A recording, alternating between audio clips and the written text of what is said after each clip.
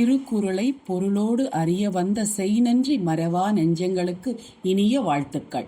குறள் எண் 104 திணைத்துணை நன்றி செய்யணும் பனைத்துணையாகக் கொள்வர் பயன் தெரிவார் அப்படிங்கிறார் நம் திருவள்ளுவர். திணை அப்படிங்கிறது நம்ம திணை மாவு சொல்றோம் இல்லையா, முருகனுக்கு படைக்கூடிய திணை மாவு. அந்த திணைங்கிற தானியம் ரொம்ப சின்னதா இருக்கும். அந்த அளவுக்கு சின்னதா ஏதாவது ஒரு உதவி செஞ்சா கூட, இங்க பாருங்க, சின்னதுன்னு அவர் கடுகு யூஸ் பண்ணவே இல்லை. கடுகுங்கிறது எப்போதாவது தான் யூஸ் பண்ணுவோம், தாளிப்புக்கு மட்டும்தானே. ஆனா இங்க திணைங்கிறது நம்ம சாப்பாடாவே யூஸ் பண்ணுவோம். அதனால அந்த தானியத்தோட அந்த உதவியை ஒப்பிட்டு பார்க்கிறார். அந்த அளவுக்கு சின்னதா ஒரு நன்றி செஞ்சாலும் அதோட பலனை பனைமரத்தளவுக்கு, அவ்வளோ உயரமான அளவுக்கு கொள்வராம். யாரு? பயன் தெரிவார். அதோடைய பயனை தெரிஞ்சவங்க.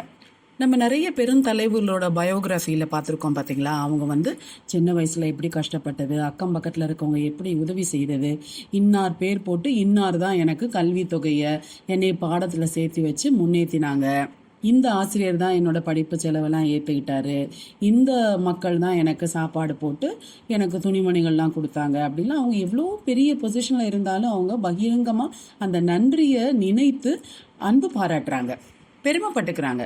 அந்த மாதிரி எல்லாராலையும் பண்ண முடியாது இல்லையா. அதனால்தான் அந்த பயனை தெரிஞ்சவங்க அப்படின்னு சொல்றாரு. ஆனா நம்ம இப்ப இருக்கிற உலகத்துல எப்படி இருக்கு பாருங்க. எவ்வளவுதான் நம்ம உதவி செஞ்சாலும் திருப்தி ஏற்படுறதே இல்லை மக்களுக்கு. இன்னும் என்ன எதிர்பார்க்கறாங்க, இவங்கெல்லாம் நல்லா தானே இருக்காங்க, நமக்கு நல்லா செய்யலாம் அப்படின்னு தானே நினைக்கிறாங்க.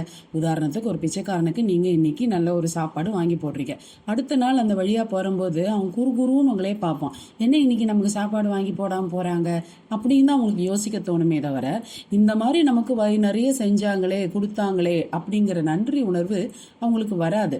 யாருக்கெல்லாம் வரும்? அந்த பலனை உணர்ந்தவங்களுக்கு தான் வரும். ஒரு சொல் கூட உண்டு, கழுதைக்கு தெரியுமா கற்பூர வாசனை.